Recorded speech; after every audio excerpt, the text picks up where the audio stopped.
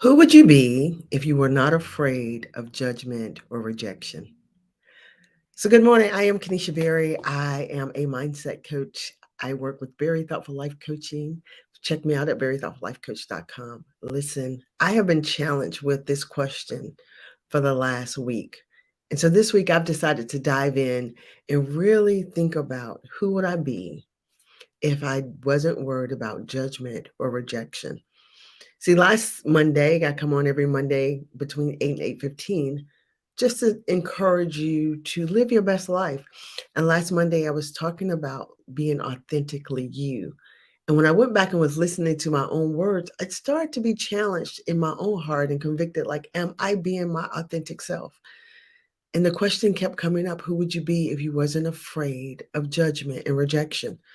So this week, my challenge to myself is I'm going to do several things afraid.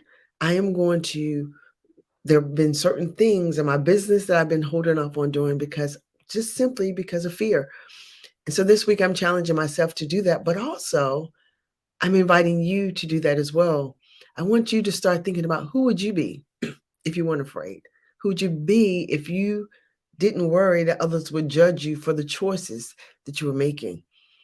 Who would you be if you didn't think that those who say they love you wouldn't reject you if you made the choice, decided to be, do, or have something that maybe others don't fully agree with? It's important, at least to me right now, maybe because of my age, maybe because I realize that life is fleeting. It's important that I get real true and honest with myself. It's important that I stop trying to please other people and start living a life that's pleasing to me. And for pleasing to me, it is not about doing what I want to do, but it is about having peace, love, and joy as much as I can, as often as I can. And so, if even in my internal moments, if there's an internal struggle where there isn't peace, and not peace because I am being disobedient to God or because I am outside of His will, but not having peace because I'm worried about what other people say or think in my efforts, in the way I move, in the way I experience God. If that is the reason I'm not having peace, I am surrendering that right now this week. And I invite you to do the same thing. So, in my inviting, one, I want to invite you to be, good morning, Sandra. Thanks for being on. Thanks for watching. One, I want you to be intentional this week about being in tune to you. I want you to begin to trust your own intuition. I believe that like God created us and that we are a piece of Him, that we are never separated from Him. You know, the Word of God says that nothing can separate you from His love, and God is love. So, why do we move in doubt and fear and anger and frustration when we have love always available to us? Why do we allow what happened to us in our past or what people say and think be the rulers of our life instead of allowing love to be the rulers of our life? So this week, I'm challenging myself that I am going to do everything I can to be in alignment with His love. And not from a religious perspective, but from a spiritual perspective. Spiritual to me being that there is a quietness that settles inside of me. There is an internal peace in my heart, in my stomach, because when I am out of alignment, I feel it in my gut. My chest sometimes has a little nervousness to it. So when I'm in those places, and I'm inviting you to do this too, I find that to be a little anxiousness, some anxiety. I invite you to see those moments when you're feeling the anxiousness or the anxiety, to see them as an indicator that you are out of alignment, that you are maybe even portraying yourself, not so much because, again, that you're sinning, because that's where our minds go. But sometimes we are portraying ourselves because there's a part of us that know that there is something that's off about the way other people are doing things that don't necessarily set well with us.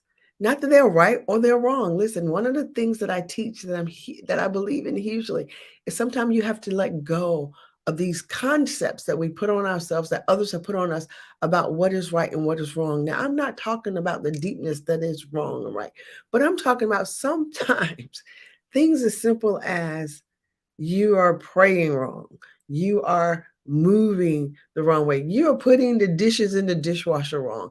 Sometimes there is no right and wrong, it just is. And so you have to ask yourself, in light of the way I'm moving, is this working for me? And I found out there's some things that I've been moving in for the sake of others, for the way people say I'm supposed to move, that aren't working for me.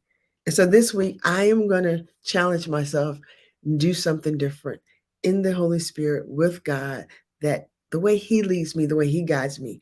And I'm trusting that internal peace as my indicator that that is the direction He would go in. And we'll just see. And we're going to trust that He's going to cover me and protect me during my journey. So I'm inviting you to do 3 things this week. One, I want you to do 3 things that scares the bejesus out of you. What is the thing that's holding you back? What is the book, the business, the conversation that you're refusing to have because you're afraid of judgment, you're afraid of rejection, you're afraid that they won't see it your way? One of the hardest things for a creative, I'm a creative, to do sometimes is to put something out in the world because we are so afraid that other people won't like it.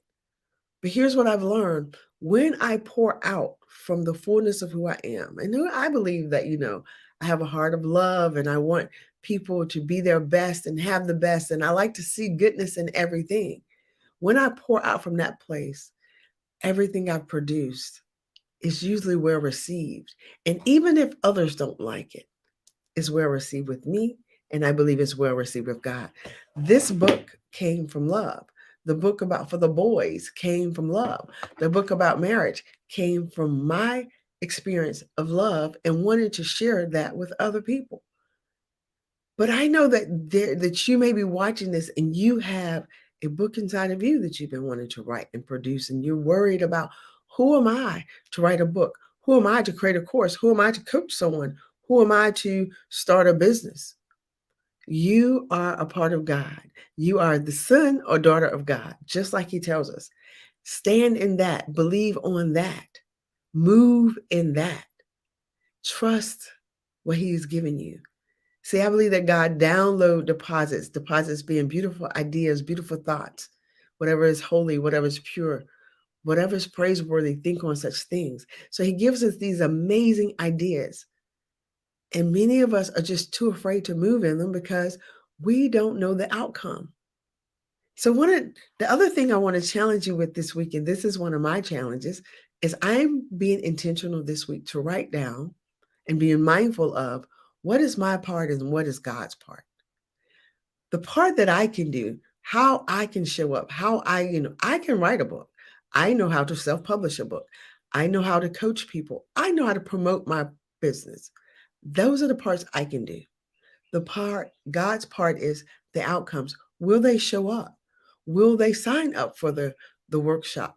I'm doing my part. Will they sign up for the retreat? I've booked the retreat. I've organized. I'm writing the things. I'm doing my part. The outcome is God's business. And that's the part I have to let go and trust. So this week, I've invited you to do two things so far. One, do 3 things that you're afraid to do. 2, the second thing, write your list down of what it is your big audacious dream, the thing you really want to do, and then separate what is my part, what is God's part. His part is the outcome. His part is to bring people to you. That's out of your control, but you can at least show up and do your part. I always like to think about the little boy with the 2 fish. Jesus wanted to feed 5,000. He says, "Well, I have 2 fish." Jesus multiplied the fish. What are your fish? What are you going to bring to God right now this week that you give Him the opportunity to multiply? That's His part. And then lastly, the last thing I want to invite you to do is, as you're trusting your intuition, as you are recognizing that anxiety is an indicator that maybe there's a place that you're portraying yourself, you're not being fully honest with yourself about. As you're moving in that place, accept you. Forgive yourself for believing that other people knew better about who you are in God than what you know about yourself. So forgive. Let go of those things that you're holding on to. Be open to new thoughts. Be open to a new way. God always says, I am about to do a new thing. What is the new thing He wants to do in you? What is the new place He wants to take you? And are you available to it? Or are you stuck in a place because it's not what other people say? It's not the way they move. It's not what I've been taught and told. But is some of the things you've been taught, told, ingrained in you, does it feel like it goes against everything you know to be true? Does it feel like, it's interesting that that seems authentic to them and that seems very real to them, but no matter what I do, it doesn't feel real to me? Because that's where I found myself. And I've decided, you know what? It's okay that it doesn't feel real to me because I am uniquely designed by God to have the experience and the walk in this world that He would have me, that He's called me to. And you are too. And so my walk doesn't have to look like yours. My experience doesn't have to be like yours. If you read the Bible, and I do enjoy reading the Bible, Moses' story looks so vastly different from Abraham's, but yet God was using both of them. If you just think about it, like Isaiah's calling, it's always to call people to God, but his journey looked extremely different from this Nebuchadnezzar, not Nebuchadnezzar's. I can't think of the man who built the wall.